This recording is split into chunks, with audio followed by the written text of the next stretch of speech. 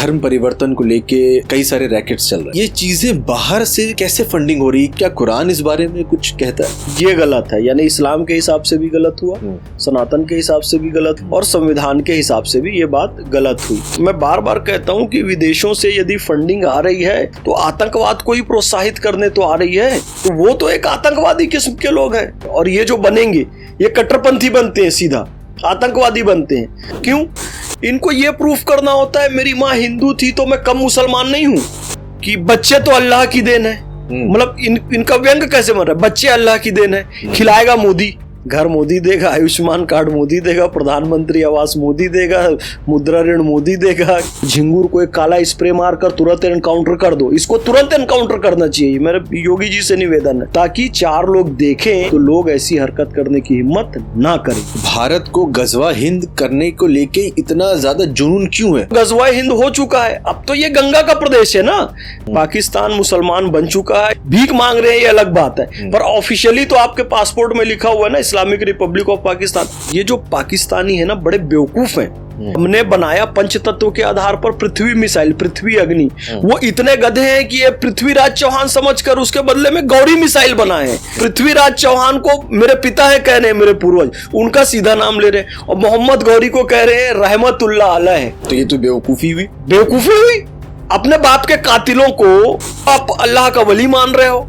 Saudi अरब में पैगंबर हजरत मोहम्मद सल्लल्लाहु अलैहि वसल्लम के जो खानदान के लोग हैं, वहां पर भी किसी की कब्र को पक्का नहीं किया गया है, और यहाँ पर तो बिल्डिंगें बना दी जाती है, कहीं भी हरी चादर डाल दिए, और वहां तो कोई दफन ही नहीं है। अरे अब हाईवे के ऊपर कौन दफन होगा? बोला सुनो, ये मैं इतनी प्रॉपर्टी वक्फ करवा दे रहा हूँ, इसमें आधा हिस्सा मेरे को दे दो, वक्फ की भूमि हो गई। ये जमीन का खेल चल रहा है भाई, कि चल तेरे नाम इतनी जमीन अलॉट कर दे रहा हूँ मस्जिद बनाने की, तुम कॉम्प्लेक्स भी बना लो, मॉल भी बना लो, बाकी कमाई में से 50% हमको दे देना।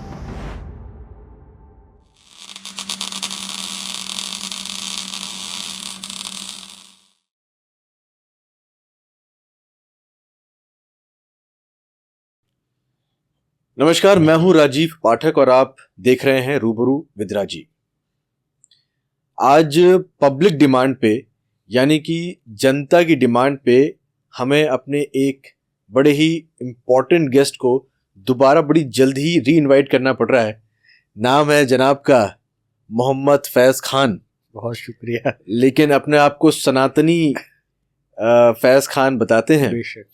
और पिछले पॉडकास्ट में इन्होंने इस्लाम धर्म के बारे में, हिंदू धर्म के बारे में, जी हाँ, हिंदू धर्म के बारे में इस तरह से व्याख्यान किया जैसे कि लगा कि मैं किसी मौलवी नहीं, किसी पंडित जी के साथ बैठ के इंटरव्यू कर रहा हूँ। और बड़े कंफ्यूज हुए हम कि जनाब मोहम्मद लिखते हैं या माधव लिखते हैं। एक ही बात है, एक ही बात है, एक ही बात है। अव्वल अल्लाह नूर उपाया कुदरत दे सब बंदे, एक नूर से सब जग उपजा कौन भले ते मंदे। गुरु ग्रंथ साहब में लिखा है कि उसी एक नूर से हम सब आए हैं। तो किसे अच्छा कहूँ, किसे बुरा कहूँ, किसे मोहम्मद कहूँ, किसे माधव कहूँ, किसे क्राइस्ट कहूँ, किसे नानक कहूँ, किसे वाहे गुरु कहूँ, किसे अल्लाह कहूँ, किसे गॉड कहूँ, किसे अकाल पुरुष कहूँ, कोई फर्क नहीं है। कोई फर्क नहीं। अरे सूर्य है, उसको आप सन बोलो SUN, और शम्स बोलो, क्या फर्क है भाई, रोशनी तो वैसे ही देगा। चंद्र बोलो, मून बोलो, कमर बोलो, बात तो एक ही है ना। तो माधव कह लीजिए, मोहम्मद कह लीजिए, एक ही बात है सब। अच्छा, सबसे पहला सवाल जो मैं आपसे पूछना चाह रहा हूँ, जो आजकल बहुत ज़्यादा खबरें आ रही हैं जगह जगह पे, धर्म परिवर्तन को लेके कई सारे रैकेट्स चल रहे हैं। कई जगह लव जिहाद को लेके बातें आ रही हैं, कई जगह ऐसी खबरें आ रही हैं कि विदेशी फंडिंग आ रही है, यानी कि कुछ अरब कंट्रीज से या कुछ और ऐसे देशों से पैसा भारत भेजा जाता है कि आप हिंदू लड़की को मुस्लिम में कन्वर्ट करें, और अगर उसकी ब्राह्मण जाति है तो और एक्स्ट्रा पैसे मिलते हैं आपको धर्म परिवर्तन करने के। अगर जाति नीची है, अगर जैसा कि माना जाता है, नहीं मानते हैं, बराबर मानते हैं, तो बराबर मानते हैं, तो उसका रेट कम हो जाता है। ये चीजें बाहर से कैसे फंडिंग हो रही कि बाहर बैठे लोग जो इस्लाम धर्म से आते हैं, क्या वो हिंदुस्तान में इस तरह की फंडिंग को जायज मानते हैं, और क्या कुरान इस बारे में कुछ कहता है? देखिए, इसमें 3 प्रश्न आपने किए हैं, 3-4 प्रश्न लगभग हो गए हैं। मैं आपको क्रम से सारा जवाब देता हूँ। जी। पहली बात तो ये कि इस्लाम कहता है लकुम दीनकुम वलिय दीन, यानी कि आप अपने दीन पर, मैं अपने दीन पर, अपने अपने धर्म का पालन करें। पूजा पद्धति के आधार पर कोई ऐसा भेदभाव नहीं है। दूसरी बात, ला इखराफिद दीन, यानी कि दीन के मामले में कोई जोर जबरदस्ती नहीं है। आप मूर्ति पूजा करना चाहें आप कीजिए, मैं नमाज पढ़ना चाहूँ मैं करूँ। ला इखराफिद दीन यानी दीन के मामले में कोई जोर जबरदस्ती नहीं होगी। फिर तीसरी बात, सनातनी दृष्टिकोण से स्वामी विवेकानंद ने कहा, if you are a Muslim be a good Muslim, if you are a Christian be a good Christian, if you are a Hindu be a good Hindu. आप जो कुछ भी हो उसमें श्रेष्ठ बनो। आपको धर्म परिवर्तन करने की कोई जरूरत नहीं। जी ने जो बोला है वो तो लोग नहीं वैल्यू करेंगे, लेकिन इस्लाम कुरान क्या कहता है तो ये इसलिए मैंने 2 बातें कुरान के हिसाब से बताई, इस्लाम के हिसाब से, एक स्वामी विवेकानंद के हिसाब से बताई। जी। अब संविधान के हिसाब से किसी को भय और प्रलोभन देकर धर्म परिवर्तन करवाना, ब्रेन वॉश करके, डरा के, धमका के, पैसा देके, ये गलत है। यानी इस्लाम के हिसाब से भी गलत हुआ, सनातन के हिसाब से भी गलत हुआ, सनातनी मूल्यों के हिसाब से, और संविधान के हिसाब से भी ये बात गलत हुई। अब एक बात आपने और कही, हम तो सबको समान मानते हैं, जीवे जीवे शिव स्वरूपम सदा भावे तु सेवा में, लेकिन कुछ लोगों ने बना के रखा है कि ऊंची जाति नीची जाति। और मुसलमानों का ये दावा है कि इस्लाम में कोई ऊंची नीची जाति नहीं होती है, सब बराबर हैं। फिर भी इनकी निकृष्टता देखिए कि ब्राह्मण लड़की का ज्यादा रेट रखे हैं और कोई नीचे कास्ट की है उनके अनुसार तो उसका कम रेट रखें। यानी कि ये धर्म परिवर्तन करवाने वाले भी जो कह रहे हैं कि भाई इस्लाम में कोई कास्ट ऊंची नीची जाति नहीं होती, वो खुद ऊंचा नीचा मानकर रखे हुए, तो खुद इस्लाम को फॉलो नहीं कर रहे। तो वो तो एक आतंकवादी किस्म के लोग हैं। मैं बार बार कहता हूं कि विदेशों से यदि फंडिंग आ रही है तो आतंकवाद को ही प्रोत्साहित करने तो आ रही है, इस देश की डेमोग्राफी को चेंज करने के लिए आ रही है। 100 करोड़ रुपए ये झिंगुर के अकाउंट से मिले हैं, 24-25 अलग अलग अकाउंट थे, उसमें से 100 करोड़ रुपए से ज्यादा पैसे मिले हैं। यही सब रेट तय हुआ है ब्रेन वॉश करने के लिए, ये धर्म परिवर्तन करने के लिए, किसी को नशा देकर, किसी को ब्रेन वॉश करके किसी से शादी करवा दिए। और ये इसका दुष्परिणाम हम पहले भी देख चुके हैं। यानी जनसंख्या का जब परिवर्तन होता है ना, तो एक पाकिस्तान बन जाता है, एक बांग्लादेश बन जाता है, कश्मीर से हिंदू खाली हो जाते हैं। केरल में स्थिति ये होती है कि धर्म परिवर्तन करके सीधा ISIS में भेजते हैं। और ये अलग बात है, जो लोग यहाँ से जाते हैं उनको वहाँ ISIS वाले शौचालय धोने के ही काम में लगाते हैं, वहां कोई उनको बंदूक पकड़ के लड़ाई करने नहीं। जो यहाँ लड़ाका बनने जाते हैं इस्लाम की लड़ाई के लिए, उनको वहां पे बाथरूम की लड़ाई लड़नी पड़ती है। बिल्कुल बिल्कुल, उनको शौचालय धोना पड़ता है, कपड़ा धोना पड़ता है। वो यहाँ से तो बड़े जाते हैं, हम इस्लाम के लिए जिहाद करने जा रहे हैं, वहाँ कुत्ते की गति होती है। सुअर का तो नाम लेना भी मना, लेकिन सुअर की गति हो जाती है उनकी वहां पर जाकर। अच्छा, हाँ, मुंह नापाक हो जाता है सुअर का नाम ले ली तो। लेकिन मुझे लेना इसलिए पड़ा क्योंकि बताने के लिए कि उनकी गति क्या होती है वहां पर ये कर दिया। देखो, यही हरकत झिंगुर कर रहा है। आप देखिए लगातार डेमोग्राफी फिर चेंज हो रही है। मतलब आप इतनी बड़ी संख्या में धर्म परिवर्तन करवाओगे और ये जो बनेंगे ये कट्टरपंथी बनते हैं, सीधा आतंकवादी बनते हैं। भाई, औरंगजेब के अलावा फिरोज शाह तुगलक और सिकंदर लोदी, ये 2 और बड़े कट्टर शासक हुए जिन्होंने भारत पे शासन किया है। आपको जानकर आश्चर्य होगा कि ये दोनों की माँ हिंदू, सिकंदर लोदी और फिरोज शाह तुगलक की। अच्छा। और औरंगजेब के इक्विवेलेंट ये लोग आते हैं कट्टरपंथ में। तो क्यों? इनको ये प्रूफ करना होता है मेरी माँ हिंदू थी तो मैं कम मुसलमान नहीं हूं। अच्छा, कि मैं ज्यादा असली मुसलमान हूं। हाँ। इसको साबित करने के लिए वो ज्यादा कट्टर हो जाते हैं और ज्यादा वायलेंट भी हो जाते हैं। हाँ, क्योंकि उनको ये आरोप है ना, भाई तू तो यार हिंदू का बेटा है, हिंदू तेरी माँ है, तो भाई तू कमजोर मुसलमान है। तो इसके लिए और कट्टर, तो जो नए नए बनते हैं ना ये ज्यादा कट्टर हो जाते हैं, वही ISIS में चले जाते हैं, वो और दंगे फसाद करने लगते हैं। तो ये सारी चीजें हैं। तो मैं तो कहता हूं दंड का 3 सिद्धांत होता है। नहीं, तो ये मुझे बताइए, मैं अपना सवाल फिर से दोहराऊंगा कि क्यों मिडिल ईस्ट में या सऊदी, जहां से भी इनकी फंडिंग आ रही है, वहां पे भारत को गजवा हिंद करने को लेके इतना ज्यादा जुनून क्यों है? उन्हें इससे मिलेगा क्या? मैं कहता हूं एक बार को पाकिस्तान बन गया, भारत से अलग हो गया, बांग्लादेश बन गया। आज पाकिस्तान के पास मतलब जहर खाने के पैसे नहीं है वहां के लोगों के पास। पूरा देश उधार मांग मांग के अमेरिका से और चाइना से चला रहा है।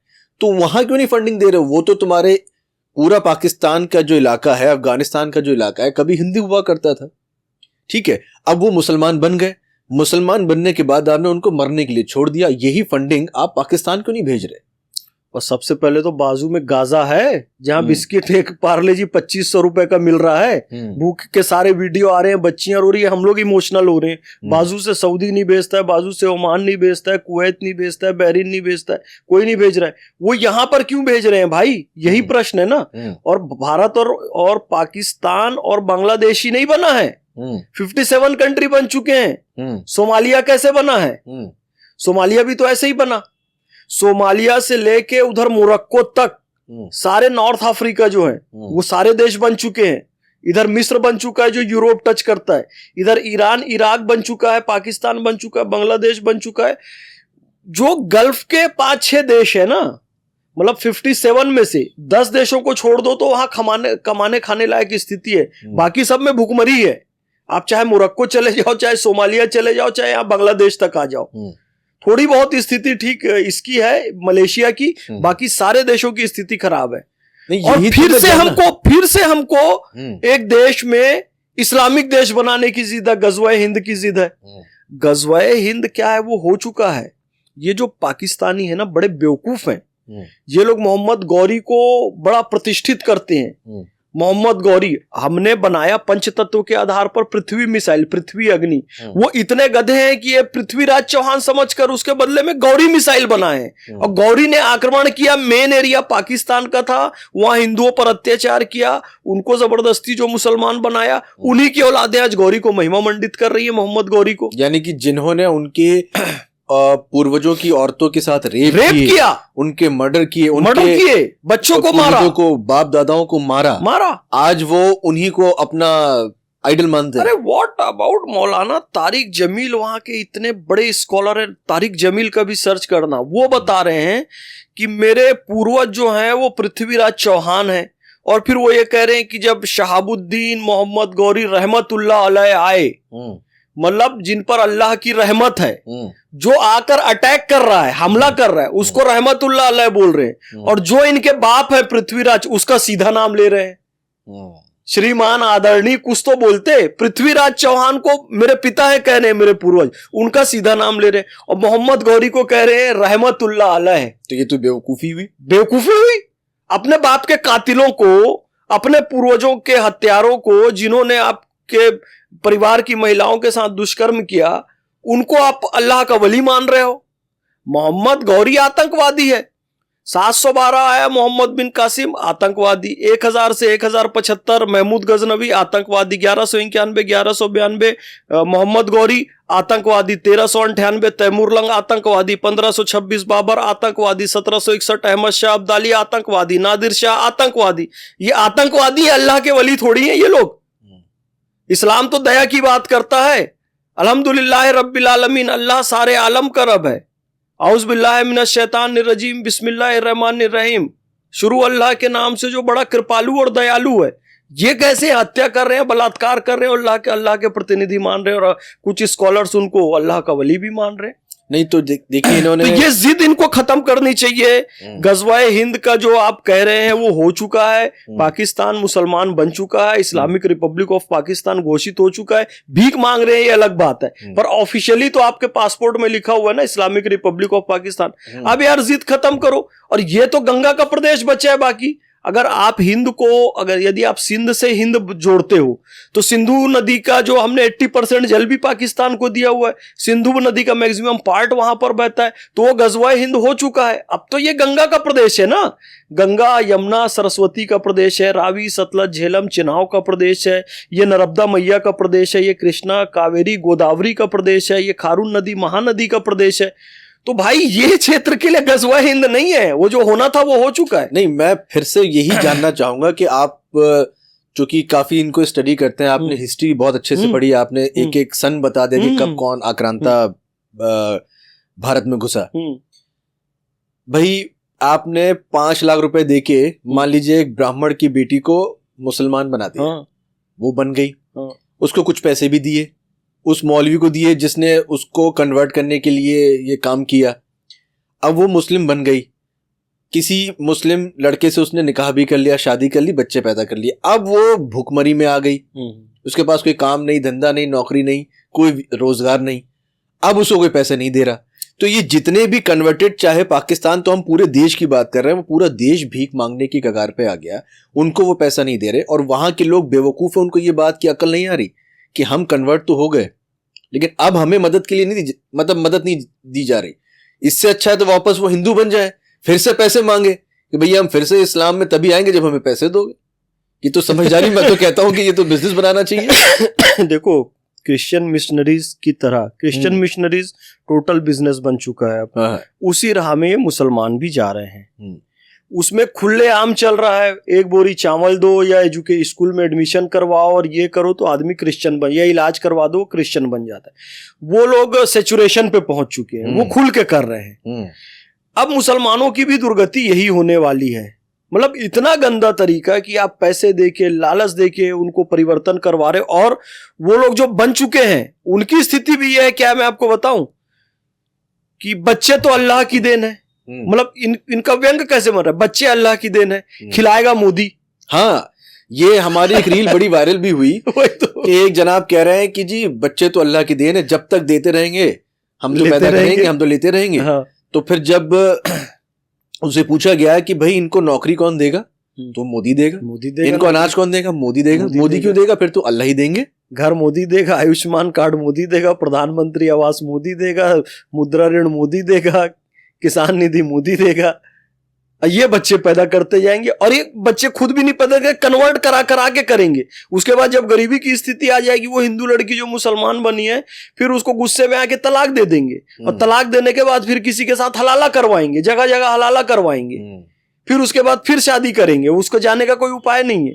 तो भैया सबसे अच्छी बात जो कुरान शरीफ कह रहा है, लकुम दीनकुम वलिय दीन, अपने अपने दीन में रहो, लाइक राफिद्दीन। सबसे अच्छी बात कह रहे हैं Swami ji, if you are a मुस्लिम, अच्छे मुसलमान बनो यार, क्रिश्चियन हो अच्छे क्रिश्चियन बनो, हिंदू हो अच्छे हिंदू बने। आपको धर्म परिवर्तन करने की आवश्यकता नहीं, और भारत में अब तो बिल्कुल भी नहीं है। और इसके लिए सख्त कानून बनना चाहिए, सख्त कानून। मतलब उसकी अच्छे से अब चेकिंग होनी चाहिए कि भाई सचमुच में अंतःकरण में इसके है कि इस्लाम स्वीकार करना चाहता है, कि हिंदू स्वीकार करना चाहता है, कि क्रिश्चियनिटी, तभी तो उसको अनुमति दिया। थोड़ा सा भी डाउट हो कि इसकी प्रॉपर्टी अपने नाम करवाने की, इसकी प्रॉपर्टी वक्फ करवाने की, इसको आतंकवादी बनाने की, इसको भय प्रलोभन देके किया जा रहा है, इस पे बिल्कुल भी रोक लगनी चाहिए। ये नहीं होना चाहिए। आप देखिए भारत तो इतना उदार देश है, इतना उदार देश है, सऊदी में या गल्फ के किसी देश में एक भी व्यक्ति को आप हिंदू धर्म में दीक्षित नहीं कर सकते, क्रिश्चियन में नहीं बना, उसके लिए बड़ी बड़ी सजाएं हैं। और हमारा संविधान इतना उदार बन गया है, उसका ये लोग सब दुरुपयोग करते हैं। तब मैं कह रहा हूं निवर्तन सिद्धांत अपनाना चाहिए। देखो, दंड के 3 सिद्धांत है, एक तो सुधारा, एक तो प्रतिशोधात्मक, जिसने जितना काम किया उसको उतनी सजा दे दो। हत्या किया है, फांसी पे चढ़ा दिए, बराबर हो गया, प्रतिशोध हो गया। उसने उसको मारा, सरकार ने इसको मार दिया, फांसी चढ़ा दिया। यह है प्रतिशोधात्मक। एक होता है सुधारात्मक, कि भाई किसी ने हत्या किया तो इसको फांसी नहीं चढ़ाओ, हत्या ना करो, इसे बीमार मानो कि बेचारा कुछ बीमार है, मानसिक रूप से परेशान था तो हत्या, तो इसको जेल में ले आके सुधारो। तो हमारे देश में सुधारात्मक सिद्धांत चलता है, मैक्सिमम टाइम 95% समय सुधारात्मक सिद्धांत चलता है। एक होता है निवर्तनात्मक, कि इसने जितना अपराध किया है उससे कई गुना ज्यादा सजा दो और पब्लिकली दो, ताकि आसपास के लोग देखें और दोबारा कोई हिम्मत ना करे। यानी कि अगर किसी ने हत्या किया है तो उसको तो फांसी पे लटकाओ, उसका घर भी तोड़ो, उसकी प्रॉपर्टी भी तोड़ो, और उसके घर वालों को भी बेघर कर दो कि आने वाली 7 पीढ़ी तक तेरे को कुछ नहीं मिलेगा।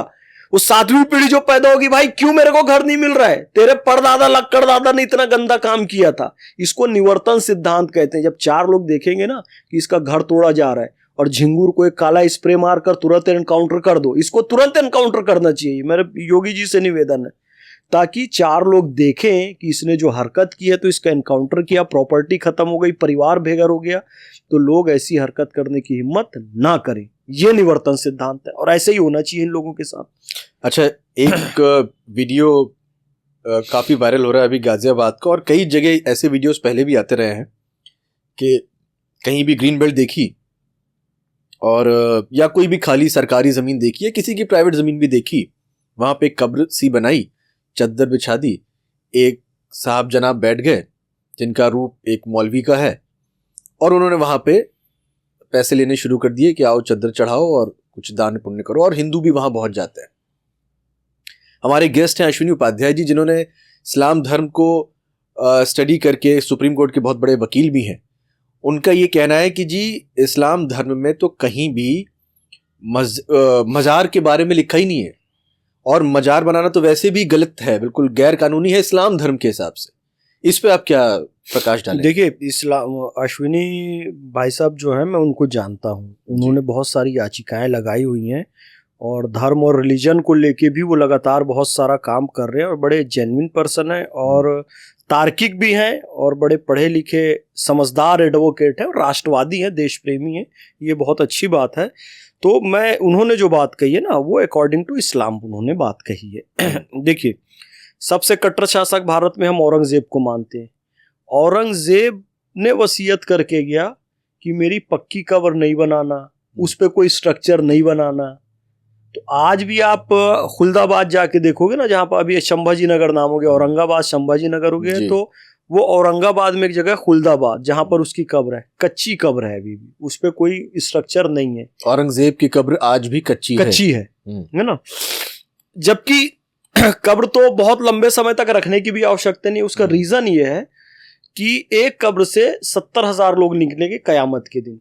तो भाई आप एक कब्र में दफना के उसको पक्की बना दिए, तो उसमें दूसरा कब दफनाओगे, तीसरा कब दफनाओगे? अच्छा, एक कब्र में नियम यह है कि 70,000 लोग दफन होने चाहिए। तो ये तो अगल बगल करते जा रहे हैं, तो कब्रिस्तान बढ़ते ही चले जा रहे हैं। तो मतलब उसके ऊपर दूसरे आदमी को दफनाते ही नहीं। इस्लाम में कितनी बारीकियां हैं आप देखो। मेरे चचा खत्म हुए मुंबई में थे, मैं पदयात्रा में था उस समय, तो मैं गया। हमने मुंबई के सांता क्रूज के कब्रिस्तान में उनका दफीना किया। वहीं पर अभी ये दिलीप कुमार साहब भी हैं और तमाम मोहम्मद रफ़ी साहब जितने हैं सब वहीं पर हैं। हमने 6 महीने बाद जाकर देखा उसी कब्र पे जहां हमने चचा को दफन किया, वहां किसी दूसरे को दफन किया जा चुका था। यही सही नियम है कि एक कब्र में 70,000 लोगों को दफन होना है। तो पक्की आप कैसे बनाओगे? पक्की बनाओगे तो लोग दफन ही नहीं होंगे। अब मैं सऊदी अरब गया। सऊदी अरब में पैगंबर हजरत मोहम्मद सल्लल्लाहु अलैहि वसल्लम के जो खानदान के लोग हैं, उनके परिवार के लोग हैं, जन्नतुल बकी उसे कहते हैं, वहां पर भी किसी की कब्र को पक्का नहीं किया गया है, सामान्य कच्ची कब्र है। और यहां पर तो बिल्डिंगें बना दी जाती हैं, आप देख रहे हैं। देखिए, पीर फकीर औलियाओं को मैं भी मानता हूं। हम लोग दरगाह जाने वाले लोग हैं, हम फूल चादर भी चढ़ाते हैं, हम सलातो सलाम भी पढ़ते हैं, हम ख्वाजा गरीब नवाज को मानते हैं, हम हजरत निजामुद्दीन औलिया को भी मानते हैं, और सबके पास हम जाते हैं, है ना, उनके वसीले से दुआ भी मांगते हैं। लेकिन पक्की कब्र बनाना मना है इस्लाम में। ये बिल्कुल उन्होंने सही कहा। कच्ची कब्र होगी, थोड़े दिन बाद वो बैठ जाएगी, उस पर दूसरा दफन हो जाएगा। ये है। तो अब ये जो काम कर रहे हैं ना ये लोग, कि कहीं भी हरी चादर डाल दिए, और वहां तो कोई दफन ही नहीं है। अभी गाजियाबाद की मेयर गई थी वहां पर, उन्होंने हटाया। अरे अब हाईवे के ऊपर कौन दफन होगा? हाँ, पुल के ऊपर मजार बना दिए। हाईवे है, हाईवे में ओवरब्रिज है, ओवरब्रिज के ऊपर, रेलवे स्टेशन के ऊपर। आप ये सोचिए भाई, रेलवे स्टेशन में और ओवरब्रिज में कौन दफन हो? टेक्निकली पॉसिबल नहीं है वो तो। और जिसने अगर दफन किया भी तो वो गलत किया भाई। किसी को भी मौत के बाद एक अच्छी दफनाने का मतलब एक कब्रिस्तान है। बिल्कुल, तो जो कब्रिस्तान बनाया गया है, जो एक सही स्थान है, आप वहीं पे जाके दफना है। आपने अगर प्लेटफॉर्म पे दफना भी दिया तो ये वैसे भी गलत है। बिल्कुल बिल्कुल, ये तो उसकी देह के साथ, उसके शरीर के साथ, ये तो एक मैं तो कहूँगा है, बल्कि अपमान है उसका। हाँ, उसकी बेहुरमती है। तो बिल्कुल ये बात सही है। और अश्विनी भाई साहब ने जो बात कही वो ठीक है, अकॉर्डिंग टू इस्लाम है। तो ये लोग जो है अवैध कब्जे का धंधा जमीनों पर चल रहा है। तो जाकर कहीं पर भी हरी चादर बिछा दिए, एक बाबा बैठ गया, उसके बाद पैसे वसूली का धंधा चालू हो गया। और फिर मुसलमान, अगर उसे गिराया जाए, अगर उसको हटाया जाए, तो फिर ये होता है कि धर्म पर हमला हो गया। मुसलमानों के धर्म पे हमला हो रहा है। और मोदी को सीधे मतलब कहीं भी ऐसा कुछ होगा सीधे मोदी को गाली देना है, बस बस बस, बस। ये एक उन्होंने अपना जैसे व्यापार बना लिया। बिल्कुल बिल्कुल बिल्कुल, और इस पर बिल्कुल रोक लगनी चाहिए। मैं कहता हूँ वहाँ की जो मेयर ने किया वो बिल्कुल ठीक किया, और पूरे भारतवर्ष में इसकी तलाशी होनी चाहिए। जो लोग ये फर्जी, क्योंकि इससे इस्लाम की बदनामी है, this is not according to Islam, और ये लैंड पे कब्जा करना है तो गैर कानूनी भी है, और उसको आप धर्म से जोड़ देते हो जमीन कब्जा करने के लिए। धीरे से आप एक कमरा बना लेते हो, 2 कमरा बना लेते हो, धीरे से कॉम्प्लेक्स बना देते हो, किराए से दे देते हो, वो कोई बाबा की कब्र है बोल देते हो, वहां कोई है ही नहीं। तो जो सऊदी के आका बैठे हैं, जो यहाँ इस्लाम के झंडे गाड़ने के लिए फंडिंग कर रहे हैं, वो इनको डांटते क्यों नहीं, वो इनको रोकते क्यों नहीं कि भाई इस तरह से मजार पक्की मत बनाओ, ये इस्लाम के खिलाफ है? वहां पे वो क्यों नहीं बोलते? भाई ये तो यहाँ के जो लोग हैं वहां सऊदी में एक भी पक्की कब्र बना के दिखा देना, बना ही नहीं सकते। अपने देश में तो नहीं पक्की बना रहे हैं, यहाँ जो गैर इस्लामी चीजें हो रही है उसको क्यों नहीं रोक रहे? यही तो मैं समझाने की कोशिश कर रहा हूँ। सऊदी अपने देश में एक भी पक्की कब्र नहीं बनाने दे रहा है, और यहाँ पक्की कब्र बना रहे हैं तो उसको कोई रोक नहीं रहा है। यही तो जमीन पे कब्जे का काम चल रहा है। तो नहीं, ये गैर इस्लामिक चीजें वो क्यों कर रहे हैं? अरे भाई जमीन तो आ रही है ना, क्या लेना देना है जमीन? मैं यही समझाने की कोशिश, कब्जाने के लिए है बस ये। भाई अपने देश से कोई लेना देना नहीं है किसी मजार का, इस्लाम से कोई लेना देना नहीं। दैट्स द पॉइंट, यही तो कहना। अपने देश में पक्की कब्र नहीं बनाने दे रहे हो, यहाँ फंडिंग दे रहे हो, लोग पक्की कब्र बना रहे हो, उनको कुछ नहीं बोल रहे हो। तो यही जमीन कब्जा करने की। भाई रेलवे के बाद और सेना के बाद कहते हैं वक्फ के पास सबसे ज्यादा जमीन है। How it is possible? अच्छा, वक्फ सऊदी में नहीं होता क्या? वो सऊदी में होता है। उनके पास वक्त, वहां के वक्फ बोर्ड के बारे में कुछ खबर क्यों नहीं पता चलती? उनके पास क्या जमीन है? सुनते हैं कि पूरी दुनिया में सबसे बड़ा वक्फ बोर्ड ही हिंदुस्तान में। सऊदी में और तमाम इस्लामिक देशों में वक्फ के मैनेजमेंट के लिए कमेटीज होती है, पर बड़ी स्ट्रिक्ट कमेटी होती है। अपने यहाँ धर्मनिरपेक्षता के नाम पर कि टोपी पहन लो, धर्मनिरपेक्षता हो गई, तिलक लगा लो, सांप्रदायिक हो गया, इस तरह की राजनीति जब स्थापित की गई तो कोई कुछ नहीं बोल रहा। यहां तक कि सरकारों ने, कई मिनिस्टर्स ने वक्फ को जमीन दे दी, जबकि वक्फ कोई मुसलमान ही कर सकता है, अपनी मेहनत की कमाई को वक्फ कर सकता है, डोनेट कर सकता है। कई लोगों ने सरकारी जमीन वक्फ को दे दी कि इसमें मस्जिद बना लो, और उसमें कुछ नेताओं का हिस्सा भी है, हिंदू नेताओं का, जो दिगर धर्मनिरपेक्ष पार्टी के लोग हैं। तो ये जमीन का खेल चल रहा है भाई, कि चल तेरे नाम इतनी जमीन अलॉट कर दे रहा हूं वहां मस्जिद बनाने की, तो वो जमीन में भाई तुम कॉम्प्लेक्स भी बना लो, मॉल भी बना लो, कुछ बना लो, छोटी सी मस्जिद रहेगी या दरगाह रहेगी, बाकी कमाई में से 50% हमको दे देना। ये खुल के चल रहा है। ये चीज आप लोग गौर फरमाइएगा कि दुनिया में शायद 57 इस्लामिक देश हैं। बिल्कुल 57 इस्लामिक देश, सोचिए कितनी बड़ी बात है। और सबसे बड़ा वक्फ जमीन होल्ड करने वाला वक्फ बोर्ड हिंदुस्तान में है, जो कि एक धर्म निरपेक्ष देश है। हमारे यहाँ कोई धर्म विशेष नहीं माना जाता, मगर सबसे बड़ा वक्फ बोर्ड हिंदुस्तान में है। 57 देशों में जो मुस्लिम कंट्रीज है वहां नहीं है, वहां कोई वक्फ नहीं करता। और कॉन्ट्राडिक्शन, यहाँ सारे वक्फ कर रहे हैं। नहीं, वक्फ तो करते हैं लोग, पर वो अपनी मेहनत की कमाई का करते हैं, तो वो इसलिए लिमिटेड होता है। वो सरकारी जमीन को नहीं कब्जा करते, वो जंगल, वो पूरे गाँव। यहाँ तो कोई सांसद बना, बोला सुनो ये मैं इतनी प्रॉपर्टी वक्फ करवा दे रहा हूं, इसमें आधा हिस्सा मेरे को दे दो, वक्फ की भूमि हो गई। और कॉन्ट्रडिक्शन देखो, भारत में सबसे ज्यादा वक्फ की भूमि और सबसे ज्यादा परेशान मुसलमान भारत में कहते हैं, गरीब मुसलमान भारत में कहते हैं, अशिक्षित मुसलमान भारत। सच्चर कमेटी की रिपोर्ट करे में, यार सबसे ज्यादा प्रॉपर्टी तुम्हारे पास और सबसे गरीब तुम हो गए, तो फिर दुनिया हंसती है ना। इसलिए फिर कह रहा हूं, मुसलमानों में धर्म सुधार आंदोलन की बड़ी जरूरत है। मैं जो बातें कह रहा हूं कड़वी लग रही होगी, लेकिन मैं नहीं बोलूंगा ना तो मुसलमानों में धर्म सुधार होगा ही नहीं। स्वामी विवेकानंद को कड़वा कड़वा बोलना पड़ा तब हिंदू सुधरे, स्वामी दयानंद सरस्वती जी को कड़वा बोलना पड़ा, राजा राम मोहन राय जी को कड़े स्टेप उठाने पड़े, महात्मा ज्योतिबा फूले, बाबा साहब अंबेडकर कड़े कदम उठा। भैया मैं कड़ा बोलूंगा ना, आज लोगों को बुरा लगेगा, लेकिन सोचेंगे विचारेंगे नहीं भाई बात तो सही कह रहे, तब धर्म सुधार आंदोलन आएगा मुसलमानों में। इसलिए कर रहा हूं मैं। तो अभी फिलहाल के लिए हम इन्हीं सब जानकारियों के साथ अपने जितने भी व्यूअर्स हैं उनको छोड़ेंगे। आप लोग इस पॉडकास्ट को सुनिए, सोचिए, और हमारे जितने भी हिंदुस्तानी इस्लाम धर्म को मानने वाले हमारे भाई हैं वो इस बात को ध्यान दें कि आप कन्वर्जन के लिए तो इस्लाम के जितने भी आका बैठे हैं मिडिल ईस्ट में वो पैसा भेजते हैं, वो पक्की मजार बनाने के लिए तो पैसा भेजेंगे, लेकिन जब आप इस्लाम धर्म कबूल कर लेते हैं, वो आपकी आस्था की बात है, उसमें हम आप या कोई भी सरकार भी उसमें आपको मजबूर नहीं कर सकती, कोई इंटरफेयर नहीं कर सकता। लेकिन जब आप इस्लाम धर्म कबूल कर लेते हैं तो आपको फिर पलने के लिए, खाने पीने के लिए वहां से कोई मदद नहीं आती। पाकिस्तान इसका बहुत बड़ा एग्जाम्पल है, बांग्लादेश इसका बहुत बड़ा एग्जाम्पल है, जो कि वो हिंदुस्तानी है। अफगानिस्तान तो चलिए बहुत पहले हिंदुस्तान का हिस्सा था, आप और हमारी जो जनरेशन है वो जानती ही नहीं, इस तरह के जो हिस्टोरियंस हैं वो हमें बताते हैं सच्चाई। लेकिन पाकिस्तान और बांग्लादेश तो हम अपनी आंखों के सामने देख रहे हैं क्या हालत है वहां पे। क्या वहां पे बैठे लोगों को मिडिल ईस्ट मदद कर रहा है? वो तो लोन मांग रहे हैं अमेरिका से, चाइना से, लेकिन जो मिडिल ईस्ट कंट्रीज हैं वो पाकिस्तान को तो उतने पैसे नहीं भेज रही, न बांग्लादेश को भेज रही है। और अब जो हमारा वेस्ट बंगाल है, जहां पे अब मुसलमानों की संख्या बहुत बढ़ गई है, चाहे वो रोहिंग्या हो, चाहे हमारे हिंदुस्तान के ही हो जिन्होंने इस्लाम धर्म कबूला हो, क्या उनके खाने पीने के लिए मिडिल ईस्ट से पैसा आ रहा है? क्या आपके मौलवी या बड़े बड़े वक्फ बोर्ड वाले आपको खाने पीने के लिए अनाज दे रहे हैं, या भारत की सरकार दे रही है? चाहे वो मोदी हो या कोई भी हो, सरकार तो दे रही है।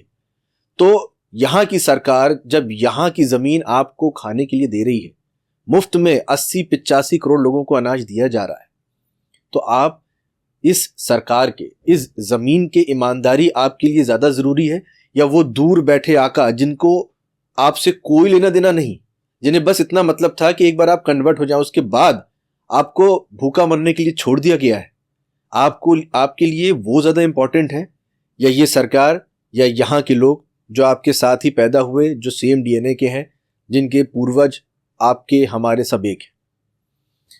फिलहाल के लिए इतना ही। नमस्कार।